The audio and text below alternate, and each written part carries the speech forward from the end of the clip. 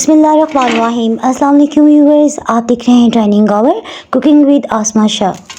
आज हम crispy crunchy बहुत ही मज़ेदार प्याज के पकोड़े बना रहे हैं। रेसिपी पसंद आए तो चैनल को सब्सक्राइब कर दें।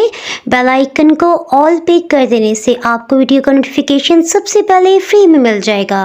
प्याज के पकोड़े बनाने के लिए हमने 3 दरमियाने साइज के प्याज ले लिए हैं। प्याज का छिलका उतार लेने के बाद इन्हें अच्छी तरह से धो लिया। इसके बाद अब हम इन्हें बारीक स्लाइसिस में कट कर रहे हैं। कोशिश करेंगे कि प्याज एक जैसी मोटाई के कटें। यहाँ पे मैं कैमरे को जूम करती हूँ ताकि आपको आसानी नजर आ सके। प्याज की सभी कलियों को हम अलग अलग कर रहे हैं। प्याज काटते जा रहे हैं, साथ ही हम इसे खुले बाउल में शिफ्ट कर रहे हैं। प्याज काटने का मरहला तो हमने सर कर लिया। इसके साथ ही हम इसमें फ्रेश से जायके और टेस्ट के लिए हरा धनिया ले रहे हैं। इसे खुले बाउल में डालते 2 से 3 पानी में अच्छी तरह से धो लेने से इसमें जो भी मिट्टी की ज़रात होंगी ना वो खत्म हो जाएंगे। हरे धनिया को फाइन चॉप करने की बिल्कुल भी जरूरत नहीं है, बस जिस तरह से भी आपसे कटे काट सकते हैं। नॉर्मल स्पाइसेस के लिए हम सिर्फ 1 हरी मिर्च को काट रहे हैं।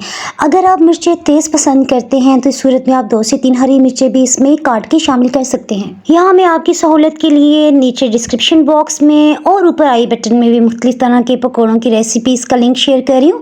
अगर आप देखना चाहें तो देख सकते हैं, जिसमें चाइनीज पकौड़ों के साथ साथ चिकन पकौड़ा, आलू पकौड़े की रेसिपी भी आपको मिल जाएगी। पकौड़ों में हल्की सी खटास बहुत अच्छी लगती है। सो हमने दरमियाने साइज का टमाटर लिए। इसी तरह से धो लेने के बाद छिलका उतार लेने के बाद इसे चॉप करके शामिल कर रहे हैं। पकौड़ों में खटास के लिए सेकंड ऑप्शन आपके पास अनारदाने का है, वो आप 1 से 2 टेबल स्पून भी डाल सकते हैं। स्पाइसेस में नमक हम 1 टीस्पून भर के ले रहे हैं। इसी तरह लाल मिर्च पाउडर, ये भी 1 चाय की चम्मच भर के लिए है। साबुत खुश्क धनिया का क्रंच पकौड़ों में बहुत अच्छा लगता है। 1 चाय की चम्मच साबुत खुश्क धनिया है और हाफ क्रश खुश्क धनिया, ये भी 1 चाय की चम्मच ही है। आधी चाय की चम्मच से थोड़ा कम गरम मसाला पाउडर। बेसन शामिल करने से पहले सभी मसालों को हम प्याज के साथ अच्छी तरह से मिक्स कर लेते हैं। पकोड़ों को खस्ता क्रिस्पी बनाने के लिए हम सबसे पहले तो इसमें 2 खाने वाले चम्मच भर के मैदा शामिल कर रहे हैं। अगर आपके पास मैदा नहीं है तो 2 चम्मच आप कॉर्नफ्लावर या फिर चावल का आटा भी शामिल कर सकते हैं। शुरू में हम बेसन सिर्फ 1 कप भर के शामिल करें, उसके बाद मिक्स करते हुए देखेंगे क्या हमें डालने की जरूरत है या नहीं। पकोड़ों को क्रिस्पी बनाने के लिए सेकंड चीज़, हम इसमें 1 चाय की चम्मच भर के घी डाल रहे हैं। अगर आपके पास घी नहीं है तो 2 से 3 टेबल स्पून आप ऑयल शामिल कर सकते हैं, या फिर बटर है तो वो 1 टेबल स्पून डाल लीजिएगा। बेसन और प्याज को भी हमने खुश्क के मिक्स किया। इसमें किसी किस्म का पानी नहीं डाला। ये प्याज की नमी से देखें इस तरह से तर हो गए।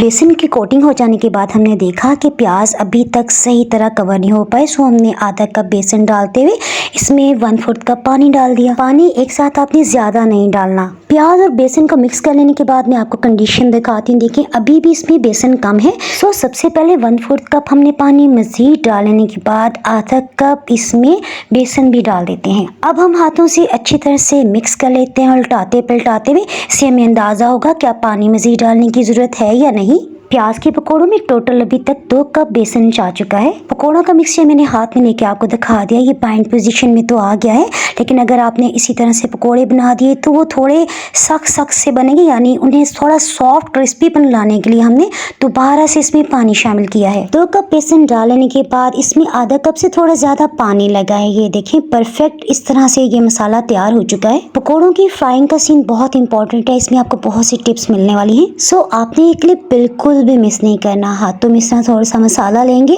और थोड़ा थोड़ा करके फैला रहे हैं। इस तरह से जब टेढ़े मेढ़े पकोड़े बनते हैं ना तो उनमें बहुत क्रिस्पीपन आ जाता है। अगर आप टेबल स्पून का इस्तेमाल करेंगे तो इस तरह से पकोड़े नहीं बन पाएंगे। प्याज के पकोड़े बहुत नाजुक होते हैं, सो हमने हीट को मीडियम से थोड़ा कम रखा हुआ है। पकोड़े डालने के 1 से 2 मिनट्स के अंदर आपने बिल्कुल भी नहीं टर्न नहीं करना।